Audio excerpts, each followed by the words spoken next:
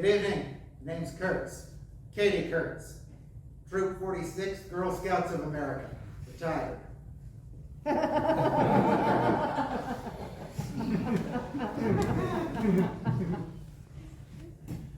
year 1972.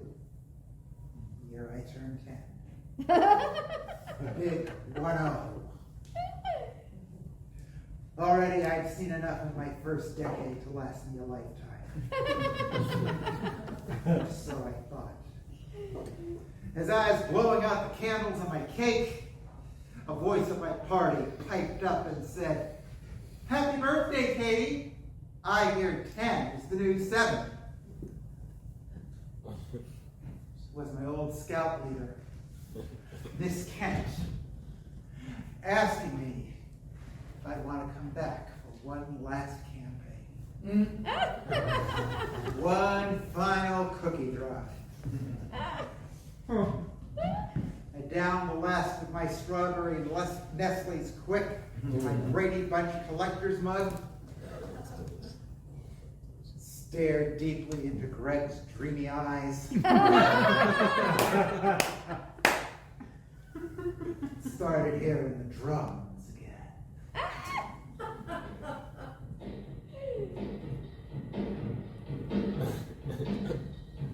The sales quota for the free trip to Disneyland was 500 bucks. 1 week to go before the deadline. Troop 46 was at 480. I took the last 20 boxes myself and assembled my team. Trina Harris, Sea Monkey. Attracted customers with a fishbowl of the aquatic pets advertised in the back of every comic book from Archie to the X-Men. Good for 8 to 10 boxes worth of sales. Judy Simmons, with her broken arm and a cast, was good for another 4 to 6 boxes. And I had my head. Susie Weatherly, whose cascade of golden blonde ringlets stood out in every class picture since preschool. Susie was pretty. Scary pretty. Parents in the 80s would later call milk carton pretty. Wow. At 0900 Saturday morning, Trina's dad was guiding the country squire station wagon low under the golden arches, past the fabric store and to the perimeter of the Safeway parking lot. We would go in the rest of the way on foot because the lot was crowded. Just the 4 of us with our supplies. 20 boxes of cookies, a folding card table provided by Judy's mom, Trina's bowl of sea monkeys. All the while, we were keeping a sharp eye out for the enemy.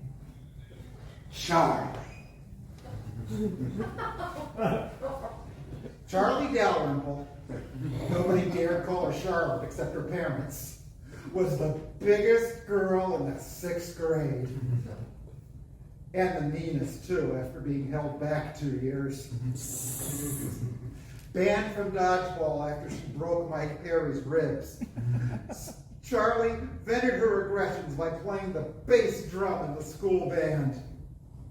She sold candy to raise money for band uniforms. Charlie was always out there, watching, waiting.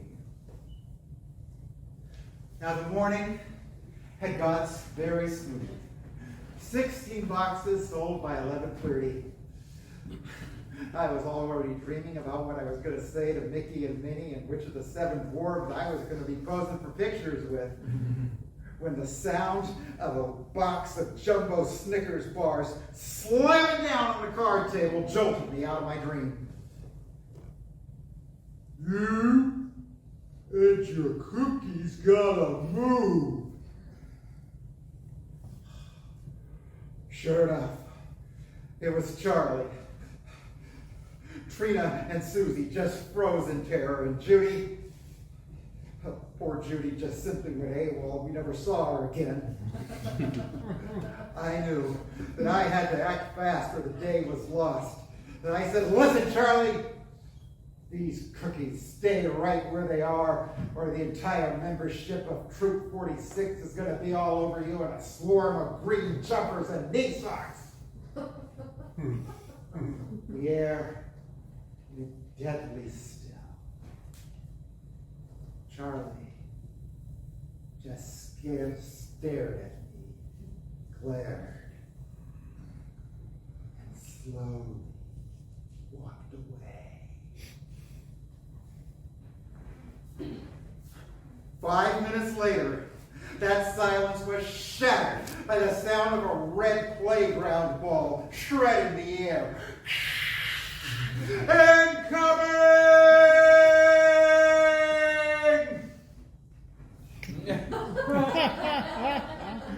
I grabbed Trina and Susie, and we both hit, and we all three hit the deck. Glass shattered, water splashed, cardboard boxes were ripped open as the card table took one for the team. Our dreams of Disneyland ended that day in an ungodly hail of peanut butter, chocolate chips, and brine shrimp.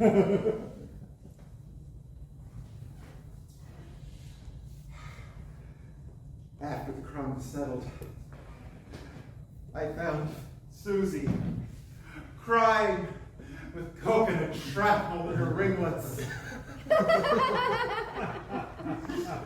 And Trina just sitting there in shock, staring at saltwater drenched thin mints and dead sea monkeys. The horror! The horror!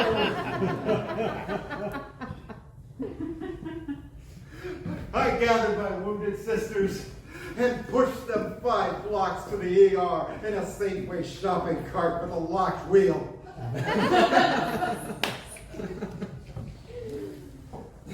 For my efforts, I was given the merit badge for first aid. No trip to the Magic Kingdom. I turned in my sash that day. Told Miss Kent I was through with cookie sales and through with the Scouts, and I was going to go live off the grid. But I made a vow that I would return one day to collect one final merit badge for vengeance. Charlie, if you're out there, I've got a dodgeball with your name on it. Cool.